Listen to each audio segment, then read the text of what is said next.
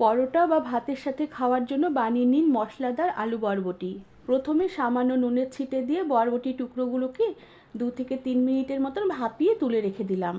এরপর সর্ষের তেল গরম করে আলু দিয়ে দিলাম, সাথে ভাপানো বরবটি দিয়ে সামান্য নুন আর হলুদ গুঁড়ো দিয়ে আলু আর বরবটিগুলোকে কিছুক্ষণ নেড়েচেড়ে হালকা ভেজে তুলে রেখে দিলাম।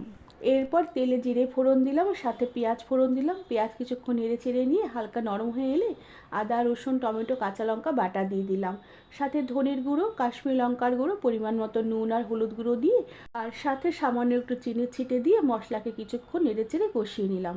মশলা কষিয়ে নেবার পরে মশলায় তেল ছেড়ে এলে ভেজে রাখা বরবটি আলুর টুকরোগুলোকে দিয়ে দিলাম, সাথে একটা চেরা কাঁচা লঙ্কা দিয়ে আবারও কিছুক্ষণ মশলার সাথে কষিয়ে নিলাম। এরপর সামান্য একটু জল দিয়ে গ্যাসের আঁচ কম করে দিয়ে ঢাকা দিয়ে রেখে 4 থেকে 5 মিনিটের মতন বরবটি আলু রান্না হতে দিলাম। শেষে গরম মশলা ছড়িয়ে দিয়ে সবজিটি একটু মাখা মাখা হয়ে এলে গ্যাস বন্ধ করে দিলাম।